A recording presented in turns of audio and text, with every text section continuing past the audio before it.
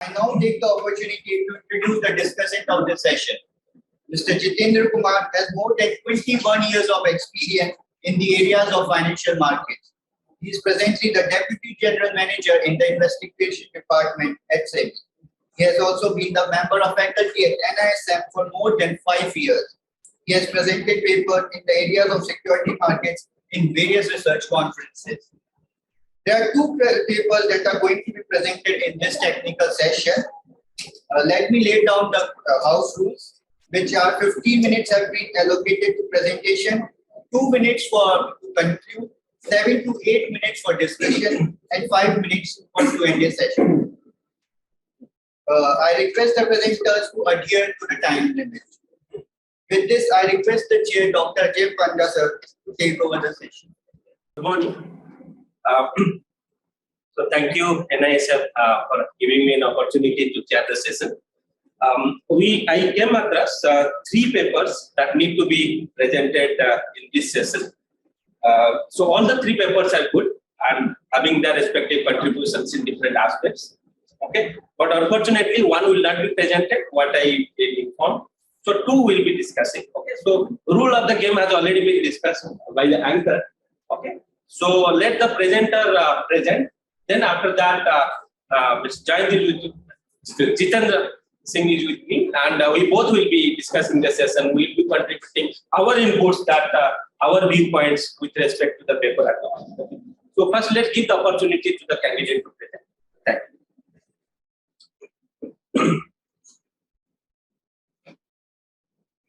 Let's start with the first paper. The first paper is going to be presented in webinar mode, and the title is Volatility Spillover from the Chinese Stock Market, G20 Stock Markets in the Wake of Pandemic COVID-19. The authors are Dr. Sarika Lohana from Trainers Group in Bangalore, Dr. Miklesh Yadav from NITIE University, and Dr. Rekha AG from State Bank of India.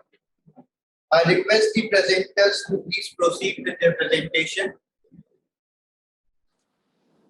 Yes, sir. Very good morning, everyone present here, respected panelists and authorities of NISM. And I'm thankful, first of all, to the panelists and the research team for giving us the opportunity to present a paper in this 3rd SEBI NISM Research Conference 2022. The topic of our research, which we have submitted. Yeah, sir. Yeah. Am I audible, sir? Your voice is not clear. You are audible, but voice is not clear. Oh, sir. So, if you permit me, shall I off my video so that I can have a good bandwidth? Yeah. Okay, sir.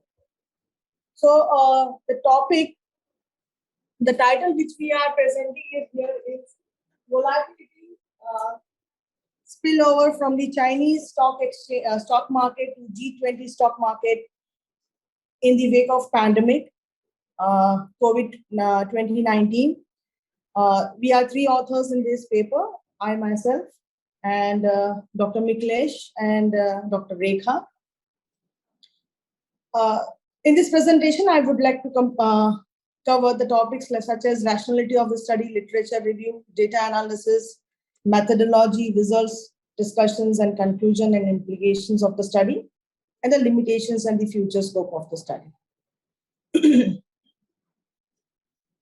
What we have understood when there was a pandemic at the initial level when it was started, we got an idea that why not we study that how this COVID pandemic is making the world feel, pressure on the multiple fronts, and the pandemic, along with the government-imposed lockdowns, had also led to the meltdown of the economies. As we all have experienced this, that how the economies were, melting down and things were changing drastically because of the impact of COVID-19. To understand the Group 20, that is G20, consisting of 19 major developed and emerging economies, and the European Union accounts for 80% of the global GDP as well as approximately 75% of the international trade as per the OECD 2020.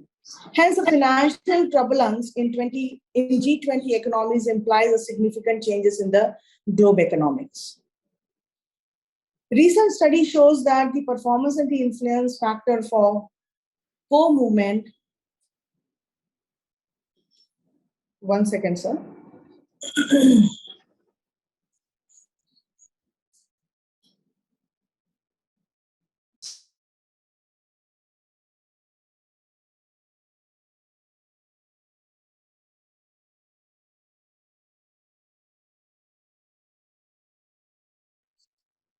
Sorry for the interruption, sir. So the recent study shows that the performance and the influence factors of co-movement between China and other G20 members are time vary. And the critical question is whether there is a stock market contagion effect for China during the current period, pandemic period. And if so, how and what way it is affected. There are no previous empirical studies in the literature exploring this.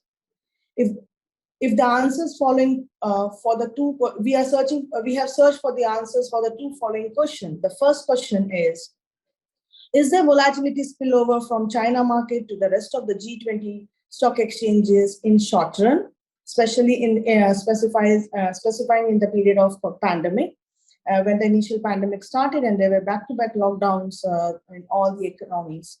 And is there possibility of portfolio diversification in these equity markets? The literature review that we have covered during this research paper, when we were studying this questions, we felt that there were a couple of studies where already they have started writing on this theme. But what are the areas they have covered? They have covered just like they are there on the screen. Hasana and others have worked on the topic like diversity, but it was not in the pandemic, but it was previously in 1996 and 2005, where they have talked about the diversity portfolio with a low correlation among the investment revenue can offer a optimum returns, where we try to cover all the literature talking about a diversity portfolio, which was one of the research questions for us. And Bikate and Harvey has also, in his traditional way of understanding the diversified risk opportunities, had also did a research talking about that the stock restricted with a limited opportunity to diversify risk when a high level of correlation, volatility spillover, and similar movements among the stock indices are observed. The study was done in 1997. One more study was done by the same author in the same year, mentioning that the high correlation and the similarity in the stock indices doesn't essentially leads to the increase in the volatility in the domestic market. Even there was one study which was being stated in 2009, and even other similar studies also with the conclusion, which was initiated by Guglielmini, talking about due to the deviation in trade and financial exchanges, the formation and the applications of the regional trade and its breakthrough out, the level of interreliance in between the countries gets changed. And even there was one more study in 2002, talking about, like, it was been done by Bricate and Harvey, talking about the increase in the market integration between the countries stimulates the inclined financial market of an emerging economy. In context to this, again, there was one more review which we have identified, which has been also supported by many of the authors in the review, initiated in 2000 by the discussion done by Huang, Yang, and Hu, talking about the study. They have studied the several tools which have been used for evaluating the probable gains in the context of the international portfolio diversification. So, yeah, as this is a research question also, that we are talking about the different portfolio diversification, and definitely in the international context. And here they have thrown the highlight that GARCH framework and the bivariant and multivariant correlation co-integrated analysis, VAR, VECM, and Ganger casualty is based on the market trend analysis. They have used these tools for evaluating the international portfolio diversification for the study. There are a couple of more studies. We have also taken some recent studies which were done in this line. And there was one study which was being done by Yalkosik. Yalkosik talked that there is a recognized, they recognize that the US stock market spillovers to the UK and Japanese and German market are more common during the crisis or risky volatility regime. And even there was one study which was been done by Longstaff in 2010 and Kimi and Skew in 2015 and 2018, talking about that in 2007, the financial market crisis were found as a momentous outlier event, significant contingent and volatility spillover effect over the world. Whereas there was one more study which talks about the study of multi-frequency and cross-market spillover in exchange and equity market has gained the momentum. This study was being done by Bally and his team in 1991. And the recent study, which one of the study we have found in related to our topic, was by Zhang and Zaramba, talking about COVID pandemic and its impact on the global market.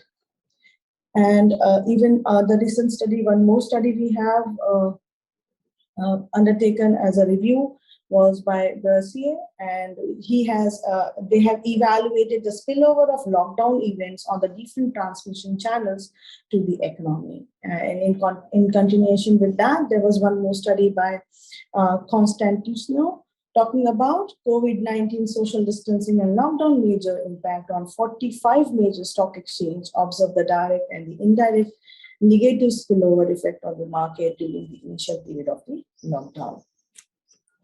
And this was a whole about the review and the introduction and the review part. Sir, Miklesh sir has joined the room. Miklesh sir, are you there? Am I audible?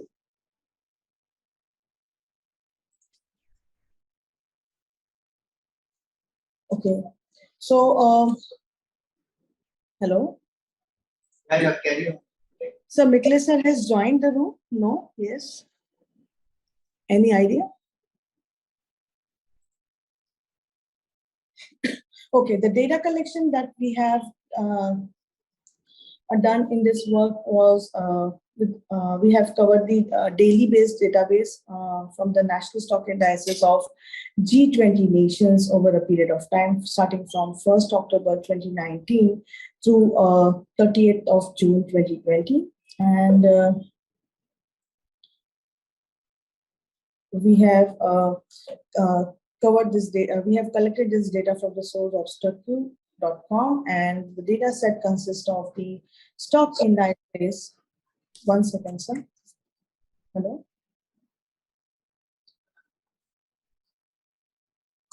You be please panelist, no? Please. Yes, please. Sorry, sir. I think Miklesh sir wants to join the room. So as from here onwards, he will take the presentation. Yeah, I hope I'm audible now. Yes, Hello. sir. Miklesh, Hello. Sir. Yeah, actually, I joined. I have already joined, but it was as attendee, so that's why Okay. I was not able to. Okay. Thank you, Dr. Lohana. So if I start with the data portion, basically in this work, in this study, we analyze simply the spillover effect, right? Considering the G20. So in this study, we have collected the data set from 1st October 2019 through this 30th June 2020. But due to certain problems, one country has not been considered because of the unavailability of data. And this data set is purely collected from Stuck.com. So the data set consists of stock indices of Argentina, Australia, Brazil, Canada, Saudi, US, India, Russia, Turkey, Mexico, France, Germany, Italy, UK, South Korea, Indonesia, Japan, and China. And of course, South Africa is excluded, as I mentioned that, because of unavailability of data. Further, talking about methodology, next slide, ma'am. Yeah. Further, talking about methodology, we applied a very wonderful and dynamic methodology to examine this spillover or transmission of information from one market to another. And that is dynamic conditional correlation proposed by Angle 2002 to deal with time varying correlation. Because this is related to time varying, because as per the timing, as per the situation, the correlation or the associationship among variables cannot be constant. It varies as per the timing, right? So a DCC is a very simple class of multivariate generalized autoregressive conditional heteroscedasticity, and conditional variance is assumed to be Varma-Garge 1-1. And for diagnostic DCC and DCC model, the Varma-Garge model was extended by Varma-Egards model in order to include the asymmetrical Garge effects. So yeah, next slide, ma'am. Yeah, with the help of this equation, we derive the result. So ST equal to DT RT DTD. Next slide, ma'am. Now, result. Apart from this dynamic conditional correlation, we have also gone through the robustness and we analyzed the association with the help of vector autoregression. So the basic purpose of this study is to examine the spillover effect.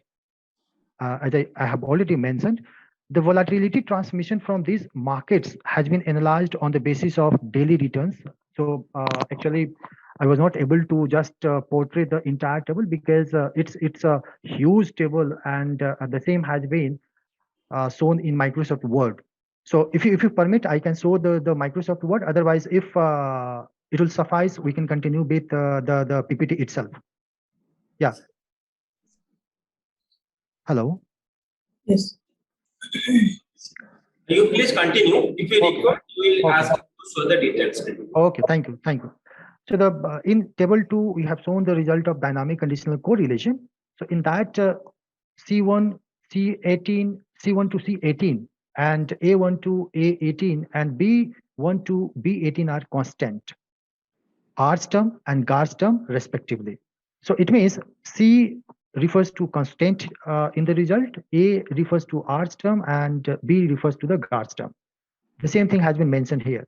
So in that particular table, we mentioned about the short run volatility in the sample stock return, except Australia and South Korea.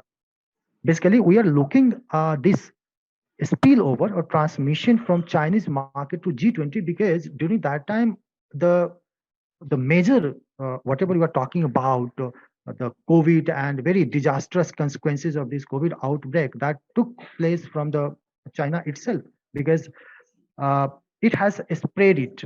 So our purpose is to look at, to examine either the impact of that particular Chinese, the so-called COVID may impact rest of the G20 nations or not.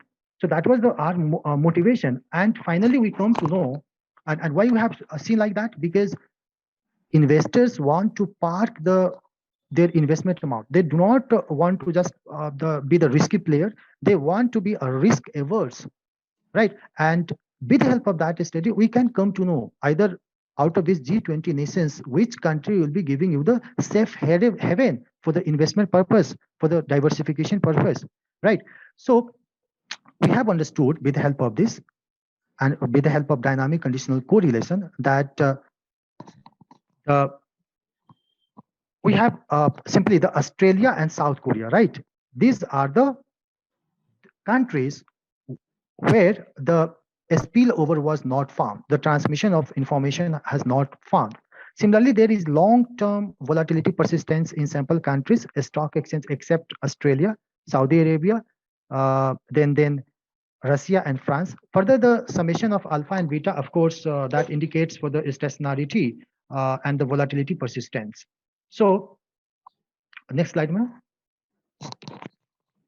Yeah, this is all about, which I have already mentioned, that it is observed that out of 18 countries, Australia is the country where there is no short-run and long-run information transmission derived from China.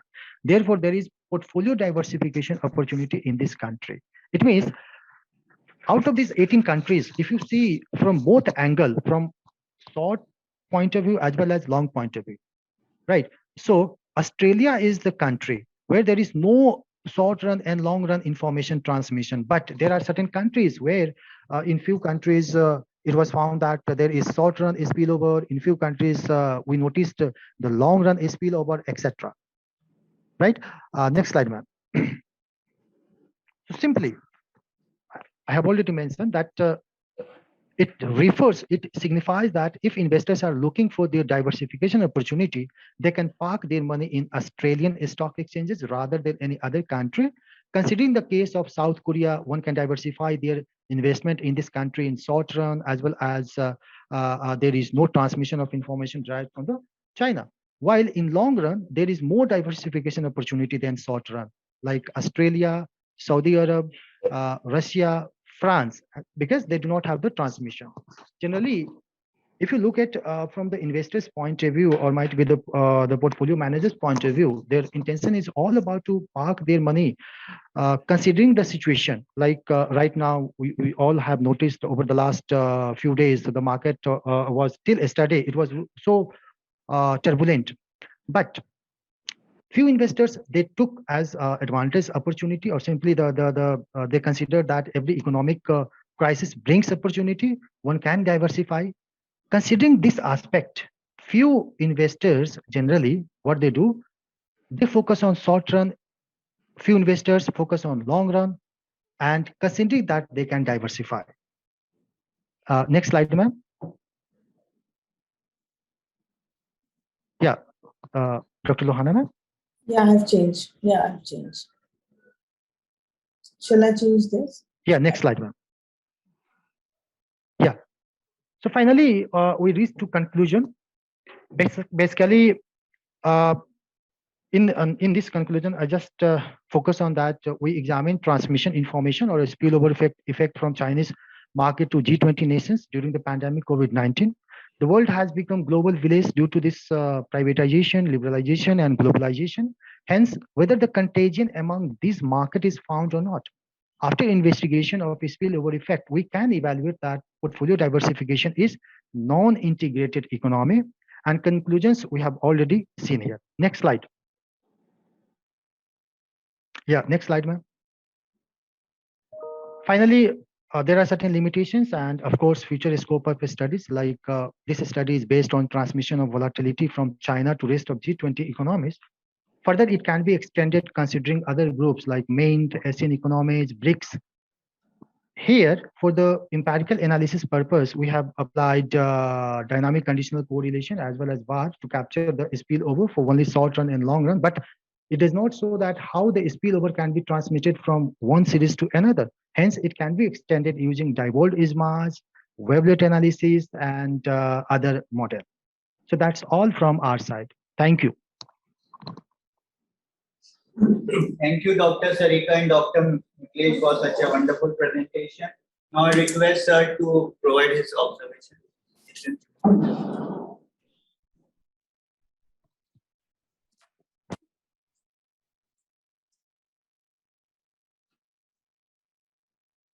So, good morning.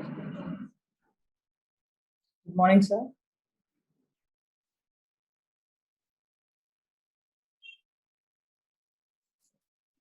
Good morning.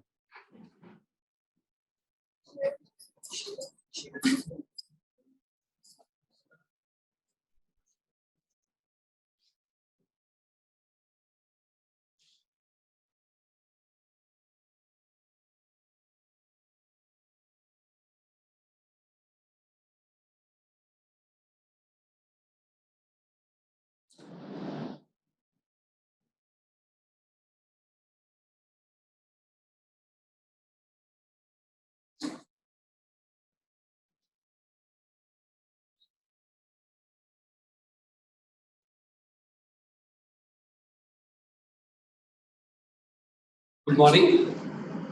Thank you, NISM and SEBI for making me part of this great research conference.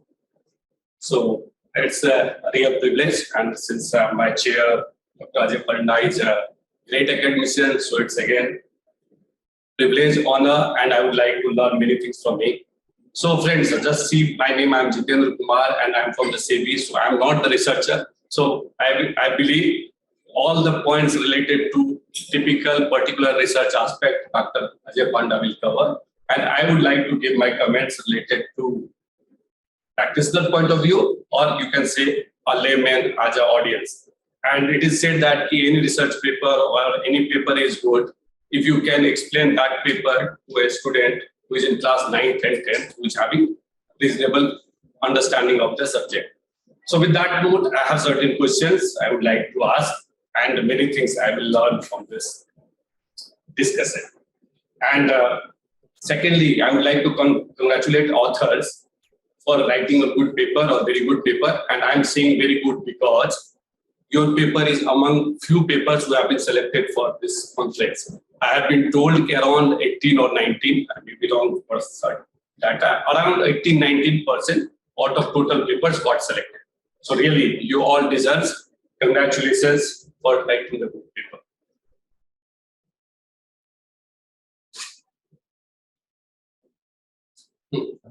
So, Thank you, sir. objective of the paper is to investigate the volatility spillover from the Chinese stock market to different stock market in the G20 countries. And is there a stock market contagion effect China during the pandemic period? So we all know that the pandemic period is difficult, and you have done this research. So your topic is very relevant for this conference. And obviously, we would like to know or see what has happened during the pandemic period. And obviously, China, one of the largest economy of the world in terms of GDP, it's the second largest. So obviously, it has impact on the world economy. So data you have taken for the period 1st October 2019 to 30th June 20, and I have made it in blue just to understand why this period has started from 1st October 2019. I believe the pandemic has come to China somewhat later, probably in the month of December. And so your conclusion is the paper observed that Australia is the country where there is no short run and long run information transmission derived from China. And you said, so that's why Australia is a good place for diversification. So in the short run and long run, you can do portfolio diversification if you want to do in G20 countries in Australia. And in the short run, you are saying in South Korea. So South Korea, you can do some diversification in short run. And again, in the long run, Australia, Saudi Arabia, Russia, and France. So in case of Australia, both in the short run and long run, and in case of Korea, only short run, and in the long run, apart from Australia, Saudi Arabia, Russia, and France. So overall, the study shows significant interdependencies between the Chinese and G20 market. So obviously, it's even the normal people like me will expect that China will have an impact on other countries. So according to the research, finding have important implications for the policymaker, market participants, and investor in these countries. And here I would like to have more elaboration from the authors. So certain questions, and believe me, if I'm asking the question, I want to understand. You may be right, your selection of the data will be right. So just I want to understand, have you done any analysis of pre-COVID period and during the COVID period? So whether this result is different in both the periods, or China was having impact in pre-pandemic period, had impact in pandemic period. So I want to. Second, selection of data 1st October 2019 to 30th June 2020. So obviously, I cannot expect that you will have recent data. However, selection of 1st October 2019. And secondly, data period is small and professor is there. I want to understand whether this data is sufficient to apply MDART model or any model. So that you have to see whether you can using a small sample to build the big conclusion. So whether this is less or not, here again, I would like to know your views, as well as professor will obviously, he has written down lots of things, so you will say. So secondly, on the basis of this data, you are giving the conclusion for short run, fair enough. You are giving the conclusion for the long run. So just having this data, you are giving the long run, and this conclusion is not limited to pandemic period only. It is limited to after the pandemic period. So whether you believe that the result was saving in the pandemic period, and that will be applied even post-pandemic period, and hopefully I believe that the pandemic is probably going out of our life, and if so, that is good. What are the reasons for these exceptions of short run and long run volatility? So if you are saying, so you are using, and that's a good word, if Australia is aloof in short run and long run, why so? Why is Korea only in the short run? And what Saudi Arabia or Russia or France? Because if you will see the name, Saudi Arabia is different type of economy, oil-based economy. France is different from Saudi Arabia. Whether this is the reason Australia was less affected by COVID. And secondly, I would also like to know, if you are believing that COVID started in China, and because that impacted China and impacted other places, or maybe the COVID has less affected the China, particularly in the first wave. So these are the questions I am having. And secondly, you are saying about diversification. You should do diversification in the long run to Australia or Saudi Arabia, Russia, France. So do you believe that apart from these countries, other countries are completely in sync? So there may be correlation, but 100% correlation, so it hardly matters you invest in G20 countries or you invest only in India, it won't have effect. So all these things, because significance is important, level of correlation is important. So these are the few questions and suggestions, and really I would like to know your views. And thank you. If audience has any questions, they can answer. I can discuss them. Right. Yes, yes. Sorry. Yeah, am I audible? Am I audible? Yes. Just a minute. We let us have our viewpoints. Then you can note it down. Then you can have a consolidated reply to all the points. Is it okay?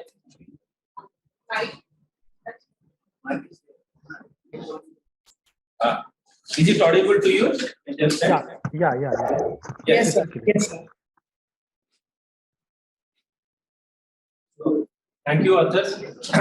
I would like to first start with the statement that Jitendra Kumar is so humble to say academicians will. Sir, I will tell you the difference is very clear that you have already made, and sir has nicely named all the points that are already in my list. The difference is we academicians are model based, right? What you can clearly say that all our inferences of the existing paper is a classic example. It's coming out of an inference, okay? And what is the practical reality that all are underlined by Jitendra Kumarji. And thank you, sir, that you have already highlighted major of my points. Okay. So I'm putting my observations, okay? And after that we can have a healthy discussion that why you have done and what angle you can take. Okay. So let me start with the good part of the paper. First of all, I should congratulate you and Sarika and the team that the paper is well written. The points generally what we look at, the need of the study is clearly defined. The one thing is you are getting one statement that why China to G20. That answer I got it.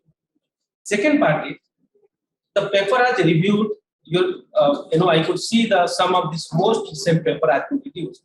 Has been reviewed, okay, and the findings are mapped.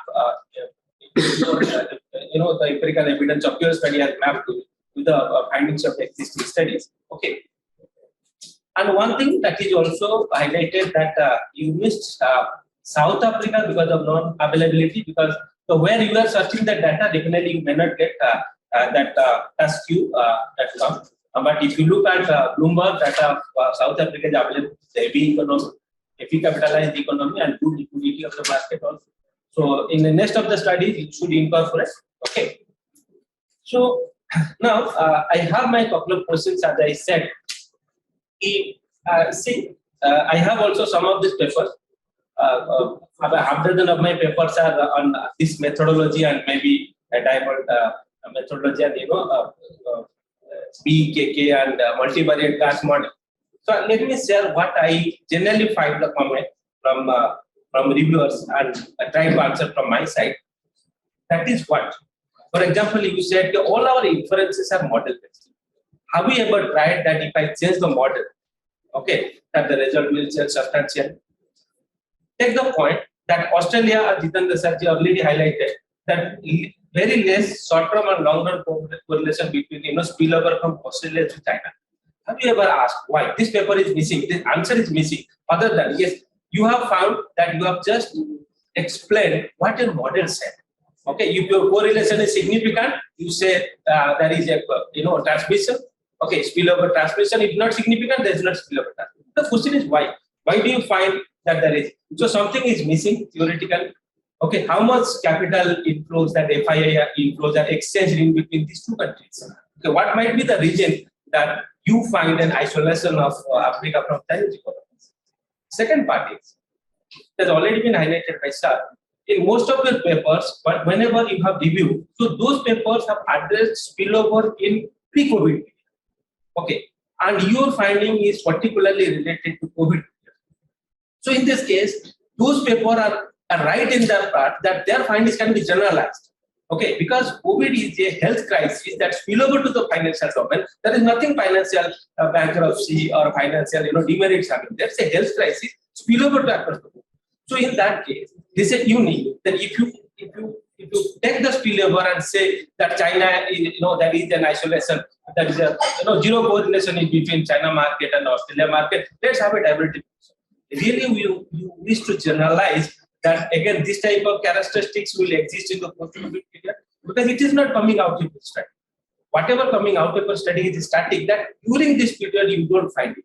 Okay, then just what will be your stand? Then whenever say that it can be diversified, portfolio can be diversified, do you think that this type of behavior of the market will consist in post-COVID period? So that the paradigm, the linking, okay, getting papers, those who are concluding about spillover effect in pre-COVID period, okay, and your studying is in between, and inferences are about it will happen also. That same portfolio diversifications would happen. So that the question needs to be addressed. Okay. And another part that I okay, yes, most of the part, okay, that portfolio diversification is one issue. Okay, the COVID period that it is yes, so it has also this type of models, this type of heavy time series models are based upon your data set. That has also been identified by Jitendra Kumar ji, that how robust is the model with a small data set. Okay, so these are the few points that you need to look at it. Okay, so the paper is well written, you have addressed it. Okay, but justifying the work that you have done. Okay, and tracing your implications. So try to say that why. If the co-officers say that don't ever just stereotype that it is significant that the relationship exists. If it does not significant, relationship does not exist. You change the template, change the model. Okay, do some tinkering with respect to, and you will find that co-officer may change. Standard error may change. If co-officer may not change, but the standard error will change. The changes in the probability of changes in the standard error will have any implication. The estimated error terms, and when you do the PCC models by the estimated error terms, definitely some sort of repercussion will be there. So this will give an indication that how robust is your model with this small set of data. So this is all from my side. Okay, now you can choose that what you are going to address out of it. Okay, thank you.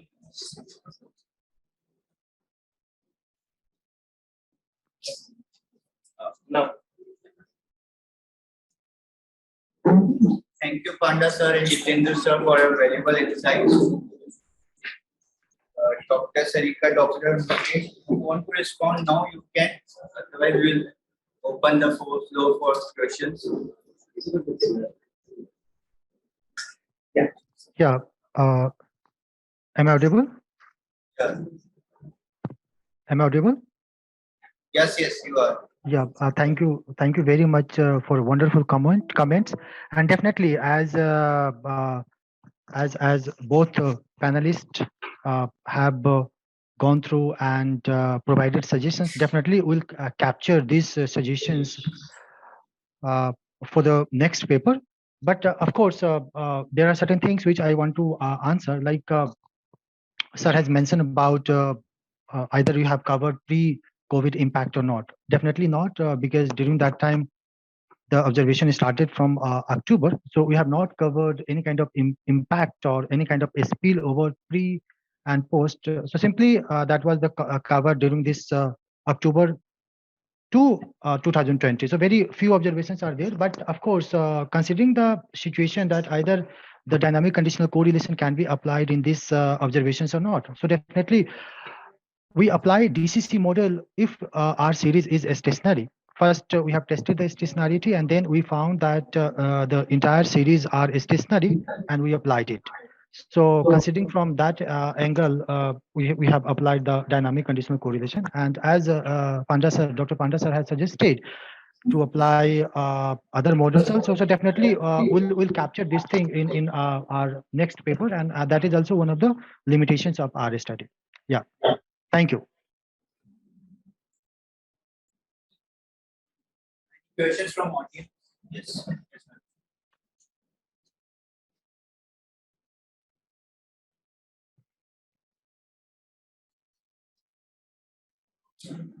Are you able to hear me? Hello. Yeah. You are audible, ma'am. Now, among the G20 countries, India also was one of the countries. So, what is the policy implications you are suggesting for India? Ma'am, your voice is coming in the form of like there is echo in your voice. India also is one of the G20 countries you have studied. And what are the policy suggestions you give for Indian policymakers as well as the Indian investors? Because we are more interested that whether we invest or not, and if it happens from China, the pandemic or any crisis starts from China, then only there will be. Otherwise, unless that happens, what is the implications you give, or what is the suggestion you give to the policymakers as well as the investors? Yeah, thank you, ma'am. Of course, I think as entire world has become global village because of connectivity, because of transmission. So we have seen from this study also that there is impact. There is a transmission of information from Chinese market to our Indian stock market also. We have already seen. So of course, considering from investors' point of view, we can't suggest that to just invest your money, park your money in Indian stock market if you are holding investment in China also. No, it can't be suggested or it can't be inferred like that. So being an Indian investor, we have seen during this tenure might be, it can be also one of the implications that if there is such type of event, such type of incident like COVID-19 outbreak in near future, if it happens, we do not have to invest in this market. Rather, the Australia might be one of the options because we have seen in this duration that there is no dynamic linkages, there is no transmission of informations. So might be from investors' point of view, Indian investor have to think as Australia as a safe haven in such type of or for such type of incidents, right, ma'am? Yeah, I hope I'm audible. You are audible. Thank you. Thank you. Thank you, authors, for the presentation. Thank you, ma'am.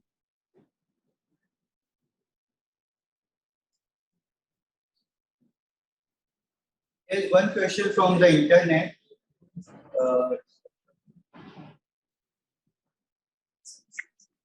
Just a comment, it's not a question actually. Mr. Sumit Saurav is saying it is surprising that spillover from China to Australia is absent. The conventional wisdom is that Australian and Chinese economies are highly interdependent.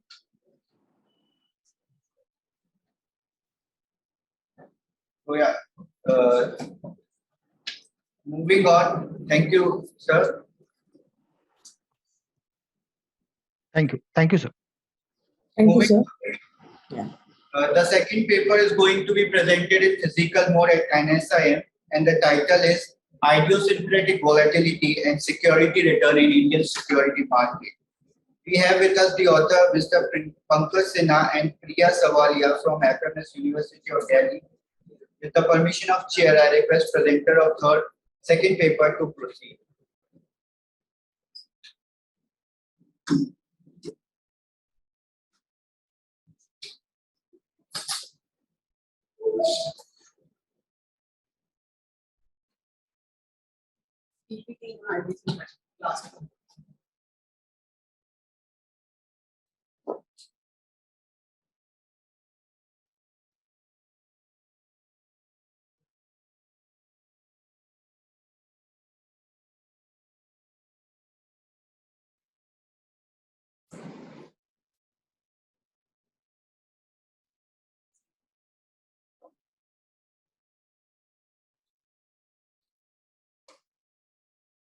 Very good morning to all of you. I'm Priya, and the topic of my presentation is idiosyncratic volatility and security return in Indian security market. This is the flow of my study. First of all, we have the introduction, then review of literature. After that, we have the objective of the study. Then we have research methodology. After that, we will discuss the analysis and the findings of the paper. And last, we will conclude. Okay, so the total risk of the security, as we all know that this is the summation of the systematic and unsystematic risk.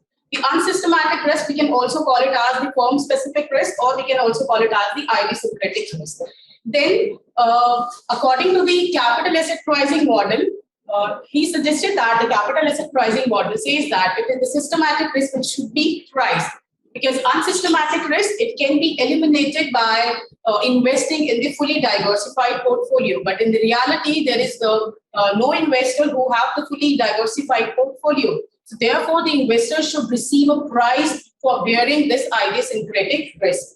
Now, when we use the idiosyncratic volatility as the substitutes for idiosyncratic risk, then we will presume a positive correlation between the idiosyncratic volatility and the expected returns. Therefore, this firm-specific risk should be priced. Now here, it's a brief picture of the review of literature. There are the many researchers who found the Berberis in Hong 2001, Levy 1978, Malkiel in Zhu 2002, Merton 1987, and other papers. They found that idiosyncratic volatility has a positive association with the expected security return whenever the investors are not fully diversified. But there are the other researchers who also found the inverse association between the idiosyncratic volatility and the expected security return. So in the view of the key finding of the literature, this study investigate whether the investors who are not fully diversified rewarded for bearing the idiosyncratic risk, and hence this study explores the idiosyncratic volatility, the relationship between idiosyncratic volatility and the expected return in the Indian context. Further, this study also investigates whether this idiosyncratic volatility effect is pervasive across all the size of the group of security, or whether it is only focused to the definite group of the securities.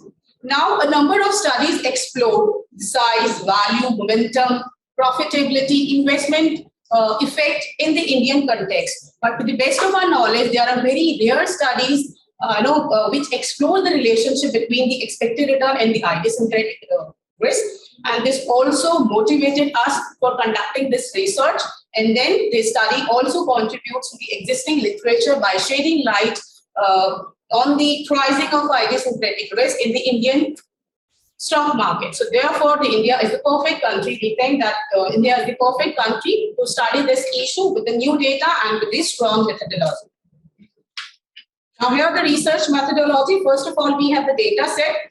We use here the constituents of S&P BSE 500 index as our sample. The data has been extracted from Bloomberg. The time period is from July 2004 to June 2019. And for the market portfolio, we use the S&P BSE 500 index. And for the risk-free rate of return, we use the yield on 91 days treasury bills as the proxy.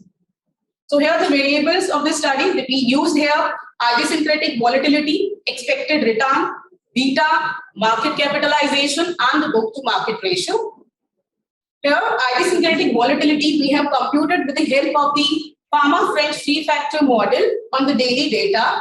And idiosyncratic volatility, this is the standard deviation of the residuals which we get from from the French three-factor model.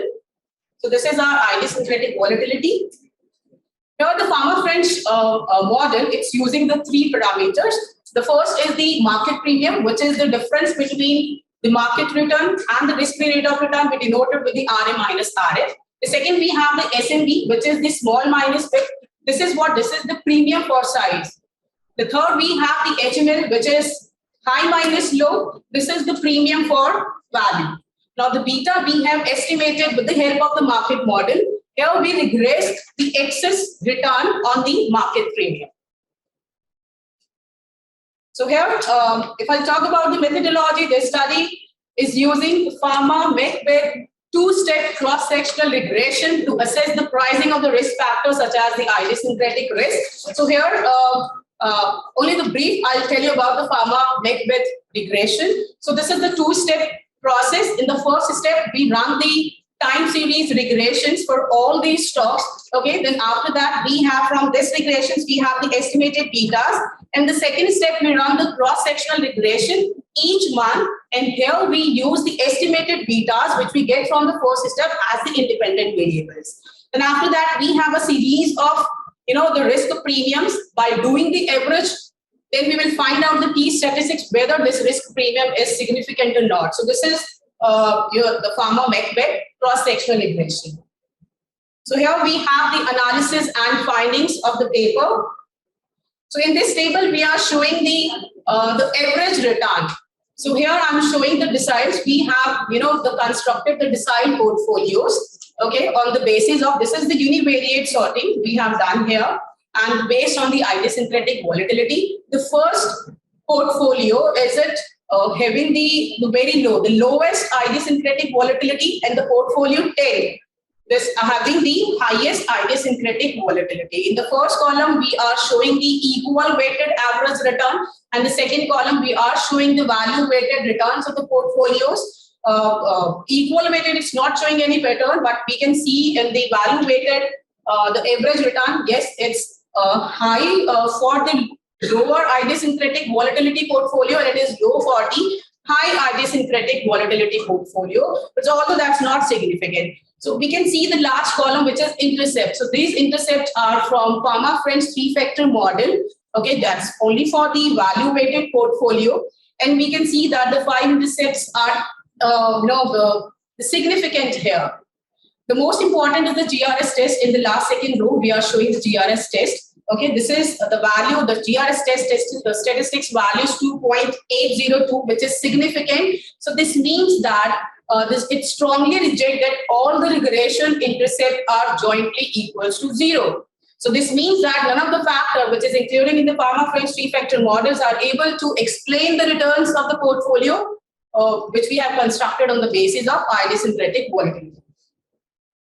So here we are showing the characteristics of the portfolio sorted on the basis of idiosyncratic volatility. Just focus on the last one, the last row. So here on the basis of this table, I can say that the high idiosyncratic volatility portfolios are lower in the size and having the low price.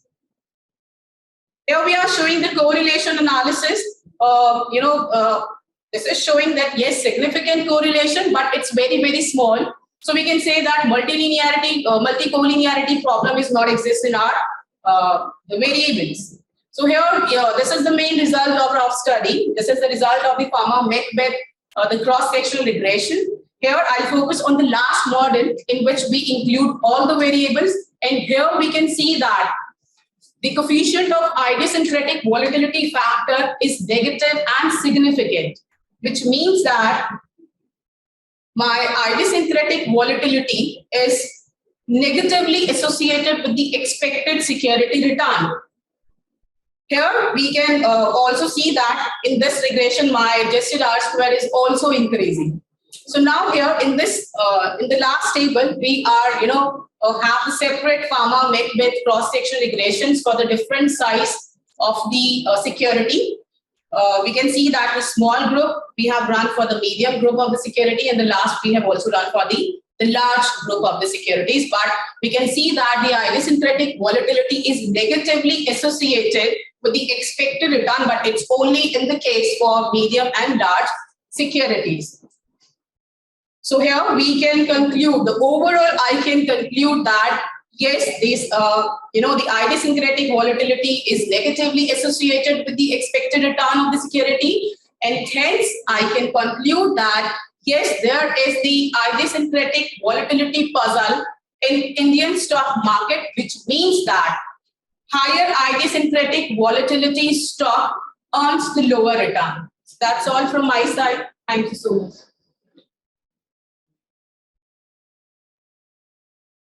Thank you, Ms. Priya Sawaliya, for here and completing the presentation within time. I request sir to give his observations. Okay. So, at the outset, I would like to congratulate Officer Pankaj Sinha and Ms. Priya Sawaliya for writing a good paper. And believe me, this paper interested me a lot, and particularly I would like to know the reason behind this puzzle and solution of this puzzle. And obviously, we have already divided our boundaries. So for research methodology parts and other parts, we have professor. But again, from the practitioner point of view and layman point of view, I have certain questions and I would like to know the answer. But yes, this research will be very relevant for the investors as well as the policymakers. And that's why I would like to know more about this paper, and even you may be doing further research in this area. And I believe that the FMS is famous for doing research in this area, because I have tried to see certain papers and it has been written by the professors and others of FMS. Here may I ask, this Mr. Pankaj Sinha, is Professor Pankaj Sinha of FMS or some other students? No, sorry. Management study. Okay, so my guess is right, he is the professor. So obviously your objective already you have said so, just at the cost of repetition. So your study investigate whether the investor who are under diversified rewarded for bearing idiosyncratic risks. So believe me, one of my GM from SEBI is here, and Shivaji in one of the department called Investor Education and Protection Department. And one of the message we give to the investor when we are doing the investor program, diversify, and we use the wisdom of don't put all your eggs in a basket. So that's why this research will be useful, and we would like to understand more. So the study also indicates whether this idiosyncratic effect is pervasive across all the sizes of securities, or it is focused on a different group of securities. And I have found that you have seen in overall as well as large and medium, and even in case of small, it's not significant. So you can say your result is applicable to all, whatever result has come to you. So the data and methodology part you have already discussed, so I don't want to take time. So your conclusion again, I am reading and I am trying to understand, and it should be useful for others also. Okay, this is the puzzle, and paper is supportive of a negative idiosyncratic volatility risk premium. So this indicates that higher idiosyncratic volatility tends to experience low return in the next month. This is because of previous study. So here I have a question, and I have a question not from to you only. I have a question to sir also, because you say if there is no firm level analysis earlier. So I have tried to find certain papers. One paper I also found that the researcher has done, and obviously you have referred to that paper that has been done for 56 countries and a large number of firms, and I am having the reference of that paper also. So the conclusion is this study is different from the past literature, and obviously it is maybe because they have not gone at firm level. So sir, I would like to have your view whether there is any analysis earlier on firm level or not. Again, I am saying I have found one study. If there it is said that it has been done in 56 countries and large many. forms have been taken. Since India, now my question to you, Priya, your result is from 2004 to 19, so your period is very large. This period has witnessed many crises, many boom. So it's a really large period. You have taken lots of data. Now, over a period of time, if you will see the Indian securities market from 1992 till date, it is getting more advanced. It is becoming more efficient, and obviously post 91, 92, liberalization, privatization, globalization. So India is not a secluded economy. India is an economy which is well integrated with the world economy. So again, your result is same for the 2004 to 2019, or your result, there is certain change over a period of time. As India is more integrating, result is changing. So I am talking about this paper. This paper is talking about 56 countries, and which has analyzed the data from level. And I 100% sure Yadav is doing good work in this direction. Your professor is there. You might have referred. So that's why I don't want to say more. And secondly, what is the policy implication for the policymakers, and what is the difference for the investor? Investor should not, if investor wants premium, better return, they should invest in certain scripts, or they should diversify, because your result is different. And secondly, if you are giving the puzzle, then obviously we would like to have the answer of the puzzle. And puzzle, only one answer your paper is talking about, no one has done this study. Fine enough. But traditional wisdom, textbook says you have to diversify. Result is positive, your result is negative. And result is negative for not a small period, longer period. So why so? What is particularly unique about India? I have seen certain paper they say that is valid for the developed countries, not so valid, traditional wisdom in the developing or emerging market. But in case of securities market, what is our understanding? Indian securities market is well integrated, well advanced, and in many terms we are comparable to the many developed economies that we feel. If you will throw light on that, that will be good enough. But yes, really interesting paper, interesting results, and if that is the so, then we'll have lots of implications for market participants, investor, policymaker, and everyone. Thank you very much. Yeah. You want to answer now, or yes? See, sir would like to, then you answer today. Would you like to answer now or after?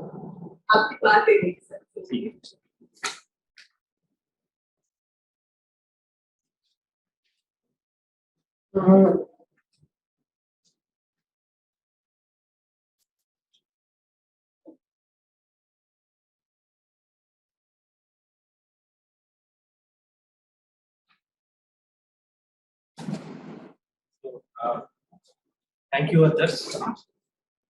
First, I would like to just to compliment you that the paper is a good piece of work. It's an interesting piece of work to read. Okay. So I have certain observations. So let me put it this way. If I categorize the research papers, there will be two types. It's good that you are here for this discussion in Canada. See, one is thematical based papers. Okay. Some are model based papers, right? So just take an example that previous paper and this paper. Previous paper was purely model based paper, right? Okay. Even though there are market theories, we can link it. Okay. But mostly it is a model based paper. And here there is a scope to bring the theory, capital asset pricing model, asset pricing theories. Okay. So here, whenever we do a theoretical based paper versus model based paper, so our question arises that how we are going to add value, right? So just is it a old one in a new one? That are you looking the existing theory in a different way?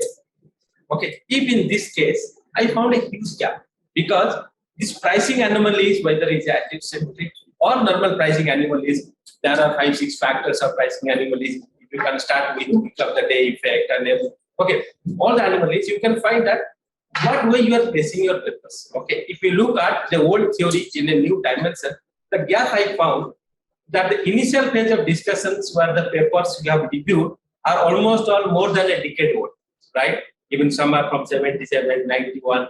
Okay, so some of these inferences are coming from the very old studies. Okay, and whenever with respect to Indian context, the few papers that ever you have referred with respect to Professor Saigal and Singh, okay, the few papers. So somehow what happened? Your findings become a very standalone findings. Neither you can compare your findings with respect to the finding of 20 years back papers. Okay, and neither there is an immediate research paper that you can really relate your study. So sometimes what happens, you find your paper findings are quite standalone, right? So what question arises, a reviewer will ask that why there are from the 10 years you didn't find a paper? Is the study, the issue has become irrelevant, or it has taken a new dimension that you missed the trend? Okay, so somehow while you are addressing this so you can find, if you Google it, the many paper you will find starting from 3-factor, pharma-based 3-factor, 4-factor, or even 5-factor models. Okay, and the approach, there is no doubt, this approach, if you go to pharma-based model, you have to use the regression model. Okay, so one way that I can find that one way is somehow try to link while you develop your argument. Okay, that every paragraph should have a meaning, that what is the purpose of this paragraph, and the second paragraph should lead the end of the purpose of the first paragraph. So if you link into that, you can really notice that immediately there is a paper gap, that the papers are very high. Then from where you will identify? Again, your data is to 19, your references are on the basis of the data which are 2019, and that means that period several ups and downs in the market, looking at 2001 crisis, 2000 in 2007 and 7 and 8 crisis, and everywhere. Okay, and many of the studies are there, as sir rightly pointed out. The studies are completely focused upon pre and post many of the crises. So somehow map your paper with respect to such a way that it should not be very isolated to its findings, right? And second thing is, you have already calculated this volatility, and because of this gap, now you let us know what is new that you have done. Okay, if you say that is the old one in any model, what is that new? Is that anything new methodologically? Still that same model, isn't it? So what is the new? So that question is highly missed, right? So you try to find out. And even though most of the papers you find that they use pharma-based, means they will do the regression model. Now let me give you some insight about the regression models also.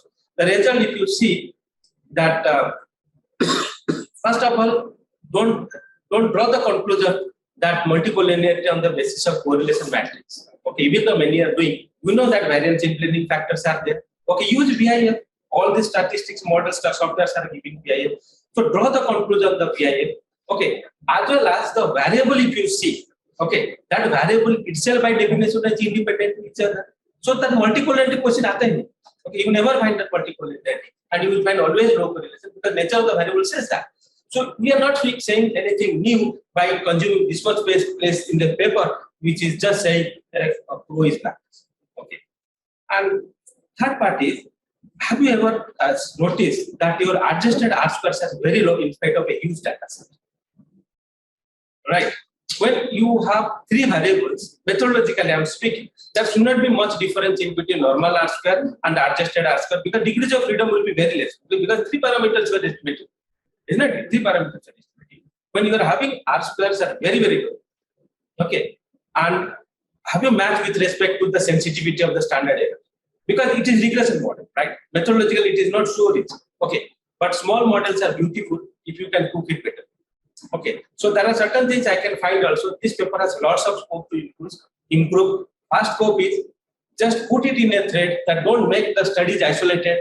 Which paper will pick to compare your study? So any paper you pick, it will be 20 years old paper. Can your study of 99, standing at 2022, okay, doing some study at 99, and we can compare the findings of the paper which is presented at 91. Okay, so somehow, okay, so you fill this gap. Okay, and while filling the gap, try to develop the argument in such a way each paragraph should have a meaning. Okay, so remove all the paragraph that you spoke about multicollinearity and all these things. Remove those. Instead of that, you place some other model that can tell you the robustness of the study. Okay, do the repeated sampling. As I've said, you divide the sampling into time period. Do the repeated sampling. Same study you do. Compare the standard error. Try to see how robust your findings is, even though you are splitting into different crisis periods, and you can compare the anomalies in the pattern. Okay, and try to find out that post-estimation statistics. Post-estimation statistics are the robustness test, but try to address these common things people will catch in the eyes. Why adjusted as well is very low. Okay, so where is the scope of the model? You don't have any scope because as soon as you are defining a defined model, you cannot add any other variable other than the defined models are there. So what way the predictive ability of the model can increase? There are some of the, so that is the scope of improvement. So you can find paper is good and you have justified. And one other thing, very, very common findings that you find negative relationship between idiosyncratic and okay, what it implies. Again, I can say who is black. Okay, so what you additionally say by finding what it implies. Okay, if you say this to an investor like an expert to SEBI, okay, that what the investor will look at, what it implies, what it implies, why it is okay. So if so you ask your question about yourself, okay, and the paper is good and it can be improved in a better way. This is all about my piece of findings. Thank you.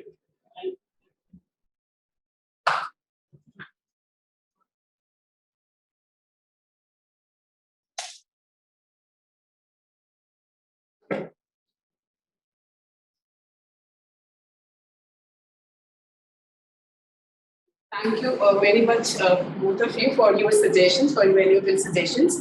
I'll try to give the answer, but I don't know whether I will be satisfied with my answer or not. So first of all, here I told you in my presentation also that, as the investors who are not fully diversified, they should be rewarded. Okay, they should be rewarded for bearing this idiosyncratic risk, right? So it means the firm-specific risk or the idiosyncratic risk, it should be priced. So there should be the positive relationship according to the theory. But my results are saying that there is a negative association between the idiosyncratic volatility and the expected security return. Yes, there is the contradict with this theory. The one point I can say here that yes, these results, of course, my results are also consistent with some past results, but still there is the contradict with the theory, and these results may be because of, always the results are sensitive to the data frequency, the weighing methods which we are using, and also the breakpoints which we are using for constructing the portfolio. So this may be one of the reasons for that. And yes, I incorporate all your suggestions in the future research. I'm doing the one more paper, one more study on the idiosyncratic volatility and including more the control variables. I'm doing that. Yes, and thank you for your suggestions. One basic question, Yeah. very basic question. Yes, sir. So you said you have used the data using adjusted closing price. Yes. And that data you have taken from Bloomberg.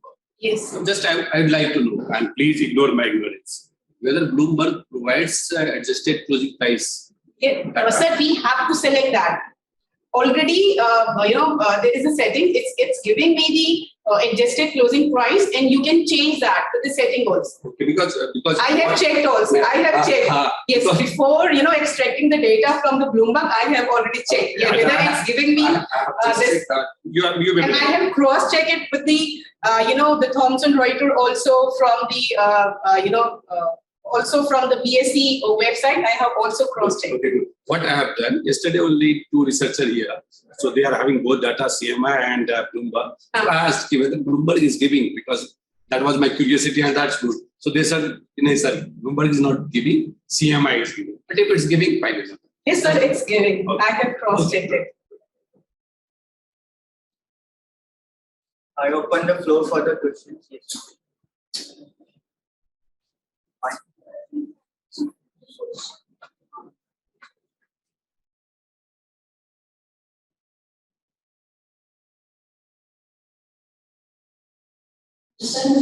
Taken from level data, but include the index level data, supported data. So is market sentiment captured most market sentiment? Because if you capture in the period that you have taken, if it is reflected whenever there were major changes in sentiment. I didn't go in that direction in my study. I'll read on that. I'll read on that and try to incorporate in my the next lecture, definitely.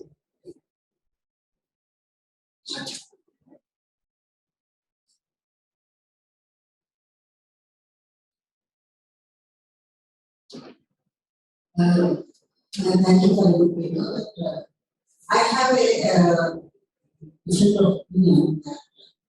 Normally, it is told that CMPs or returns have to be priced based on systematics. And unsystematic risk is not going to be priced. And you, if you don't diversify, you should not expect it. But if they don't diversify, it should, they deserve a return. But the theory says if you don't diversify, you don't deserve a return. So that should not be priced. And here, you are telling that idiosyncratic risk has to be priced, and whether it is priced or not, it is very likely to come as negative, because if you don't diversify, you don't expect a return. It is theoretically, it should be like that. At the same time, might be, because your R-square is so less, might be we are missing some factor which has not been considered. Yeah, that's why I'm saying that. So what happens? Idiosyncratic risk will not be priced. Might be in your systematic risk, some other systematic risk is there which is not being captured, and that is the reason we are identifying the idiosyncratic risk, which includes a systematic risk. We have taken some, say, three happening today. Might be some other factor in there. We are taking a Western model, which may be applicable there, but may not be applicable in India. In India, we may have some other systematic risk or some other factor which is missing in our model, which might have been there, and because we are adding this into idiosyncratic, might be our result is like this. Possibly, because R-square is less, so the factors are giving very less amount of explanation. Unexpected part is more, and unexpected part is not getting reflected in your return. Possibly, some other factor has to be there, which is missing. That is the reason we are getting this type of result. Yes. I think we can look into it. So we should not say that if idiosyncratic risk is not being priced, that is good. That should be. That should be. Idiosyncratic risk is not so. Yes, you keep on finding out how many factors are there. How many factors comprise your systematic risk. Because that gives a scope for diversification. If diversification is not done, it is to be bought by the investor. They don't deserve the existence. That's why I told you there is always every research is suffer from the limitations. Yes, of course, my research has also these the limitations. So I'm also doing the research. Yes, of course. Thank you for your suggestions. I try to incorporate all the suggestions in my next research. I'm taking the more the control variables. I'm doing the research with the the maximum the returns, the skewness, idiosyncratic skewness, co-skewness. So with all these the new factors, I'm doing the research, and I hope that will give me the more precise results. Thank you so much. Thank you, sir, for sharing your thoughts with the author. I hope all the presenters have taken the input suggested by chair and discussing. With this, we come to an end to our presentations. I extend my heartfelt gratitude to all the distinguished invitees present here and all the participants being offline or online. I thank all the presenters for their interesting and informative presentation. Now I request Johnny Jam ma'am, General Manager at SEBI, to present. Jenny John ma'am, to present token of appreciation to our Honorable Chair, Dr. Ajay Panda sir, and the discussed Mr. Jitin.